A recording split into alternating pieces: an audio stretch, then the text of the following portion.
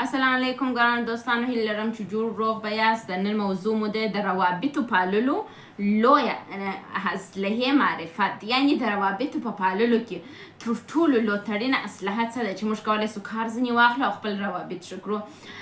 لکه څه رقم چې د سرطان ناروغي مسلسل تداوي ته ضرورت لري او رواني ستونزې مسلسل تداوي ته ضرورت لري. مشترک ژوند هم په همدا توګه نوي معلوماتو ته ضرورت لري تر څو موږ وکولی سو په ښه توګه خپل روابط وپالو. راځو نظم او تربیه د حقیقي مینې تعریف دی.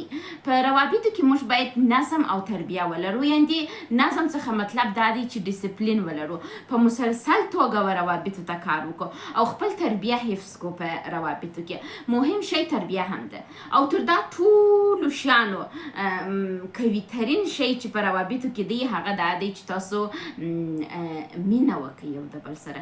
مینه داسې یو اسلحه ده، تاسو پوهیږئ وایي دا په نړۍ کې ناممکنه ثابته سوې ده چې ته د یو چا سره هم مینه ولري او هم د هغه څخه بیره ولري.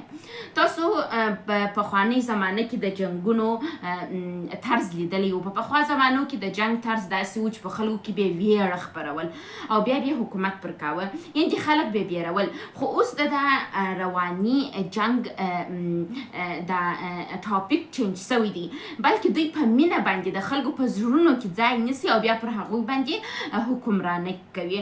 تاسو به د امریکا اشغالونه لیدلي چې ګڼ شمېر هیوادونه امریکا اشغال کړله، بیرته ځینې ووتل په باسو کې پاته سوله. دوی به چې کله اشغال کاوه او نوي هیواد ته به تلل، دوی به هغه هیواد ته ویل چې موږ راغلي چې تاسو ته پیسې درکو، تاسو ته نوی تمدن راولو، تاسو ته علم راولو، تاسو ته دا راولو راولو. دوی ته بیا پر ګوته کشمیر جوړ کړي. پر ګوته چې بیا کشمیر ورته جوړ کړي، دا خلکو به په ډېر غټ زړه سره و امریکا ته ښه راغلاست وویلی خپل هیواد ته. خو کله چې به کلونه تېر سول، خلک به په دې پوه سول چې امریکا د مینې دپاره نه بلکې موږ ته د ځورولو دپاره راغلی ده. یعنې دا مسایل دي چې موږ کولی سو جدیه ونیسو او مینه یو د بل سره وکړو. مینه هغه څه ده چې په ټوله نړۍ کې سیاست ګټلی دی. اوس سیاست ټوله پر مینه دی. ته مینه ورکړه، مینه بیرته حاصلوې.